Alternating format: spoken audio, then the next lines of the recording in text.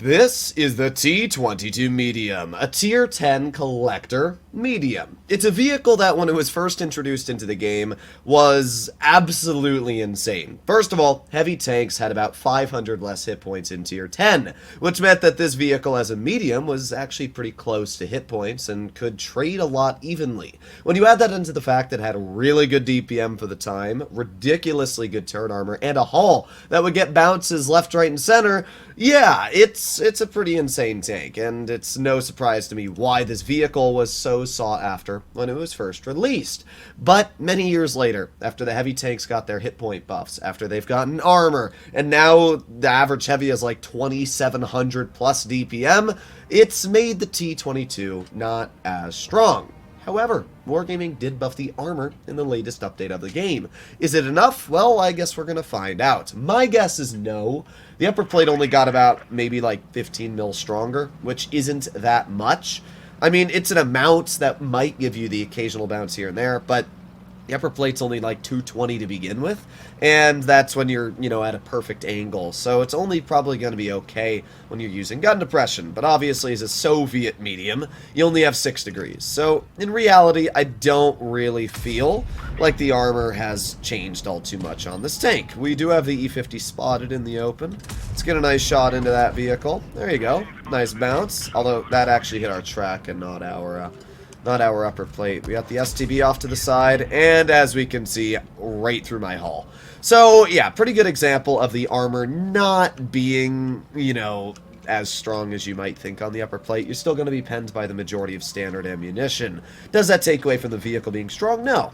But it's just not going to get as many bounces as people probably think on the armor buff. So we got a Contra Caro 1 Mark II off to the side, and there you go. Nice shot right into the rear of his vehicle. We got the U-100 off to the side as well, and our TVP is YOLOing in. Alright, well, what I'm kind of hoping right now is I can get behind this U-100 and get a little bit of a farm out. So we get one shell, and then let's just get to the side of his tank. There you go. Okay, that was a little annoying, but the good news is that as long as we stay on his side, we can just keep using our mobility, keep farming him. While we don't have as much DPM, because Wargaming did nerf it a little bit, it still has very solid levels of damage per minute, as we can see. Enough to cut through really anything in front of us. Got the U-100, he bounces me, because this thing does actually have pretty solid armor. Unfortunately, we get caught right in the open, though, from the enemy Contra Caro, and yeah, just like that, we lost 900 health. I can't tell you how much I hate those auto-reloaders. The Italian T's just hit so dang hard for, a vehicle that really shouldn't, but oh well. Not much I can do about it. We get one shell into the Contra Caro, he's on reload, and bye-bye. Nice, okay. All that's left is the enemy STB-1. We can still take a shot or two from him, so not all too bad. Let's just roll over here and full speed. What do I want to do? Well, fighting an STB hull down is obviously not in my forte, but if he wants to ram me, we can get a pretty decent chunk out. You know what the sad part is? We're not actually going to out-reload him. Now, to be fair, I am running calibrated shells, but the fact that I have 20 less alpha and the STB can out-reload me, it's a little stinky. But hey, we did a pretty solid job in our first game. Did we get any bounces? Yes, we got 2. One from an E-50 that always would have bounced us, and one from an E-100. The E-100 bounce made sense, because I didn't allow him to see our hull armor, so because of that, he was only able to shoot our turret, and we bounced. But the other tanks, I mean, yeah, I don't really think the armor change did too much to the T-22. I mean, sure, the vehicle has good armor, and side-scraping-wise, it's fantastic. But a lot of the games you play nowadays, people don't care if you're side-scraping. They just drive to your side and YOLO you. Unironically, one of the best ways to play the T-22 medium is passive. I know that sounds weird, because it's supposed to be an aggressive medium. But the thing is now that there's vehicles like, for example, the Caro and the TVP on the enemy team, if I play aggressive, I can very easily get demolished. They'll rush me, they're autoloaders, they're stupid. But if I play a bit more passive, and I use my turret armor and wait for my opponents to make mistakes, then the T-22 will actually do quite a bit better. So that's what we're going to try and perform here. We have a Leopard, we have an AMX-30B, so thankfully, Wargaming did actually give me a decent lineup, so we actually don't need to play super passive. We got the TVP off to the side. There you go, nice shot into his lower plate. The thing about the T-22 is that obviously the alpha is not very high. So we shoot that TVP twice, and that's only half the clipping damage that the vehicle normally deals, if you think about it. So you always got to be a little careful. Gotta hate TVP mantlets. I just, with every fiber of my body, hate the TVP, like everything about it.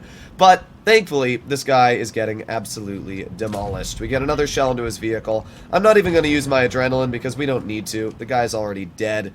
Let's see, IS-7's off to the side, and bonk? No, unfortunate. That shell didn't even grow remotely close of where I wanted it to. Well, we still got the side of the IS-7. Come on, God! Please work with me. Well, we got the 183. And that is a pretty easy chunk of HP to farm. This is where we can use our adrenaline and get our faster reload and rate of fire. We've already got 2 shells into his vehicle. It doesn't look like we're actually spotted. There you go. 3rd shell into the 183. We are already up to a pretty solid 2,400-ish damage. Not too bad. All that's left are the enemy heavies. We're up to 2,500. Not bad at all. Okay, well, let's see if we can get the IS-7. This guy's got a lot of health, and he's also ISO'd compared to the rest of his team. So I feel like this would be a pretty easy chunk of HP to just farm off him. So let's aim it on the side. There you go. 278 roll. There you go. We finally got a bounce with our side armor. I was able to bait him, over angle it, and get a nice chunk out. But wow, what are these low rolls? 252 shots in a row now. That's pretty lame. At least that one rolled okay, and the IS-7 kills my poor teammate, but that's not going to stop us. We're going to get a nice tracking shell into the IS-7, petting him in the process. Alrighty then, let's reload, one more shot. Let's load in a heat shell, and now we can start angling towards the 57 heavy. There you go, one nice bounce. 57 gets shot, hits him pretty hard. Then we can back on up. Yag's gonna probably delete that poor guy, and I'd love to get a finishing shell into the IS-7. I was about to say the Yag might block us, but there you go, pretty solid game. So, again, the T-22 is always strong. It's always going to have good DPM, even with the slight nerf, and the armor's always going to be good when you're side scraping. We did 4,400 damage this game, we assisted 1,500, and with that we got a first class, so not all too bad. The only thing I will say I don't love about the T-22 is the credit coefficient. As you can see, we only made 73,000 credits.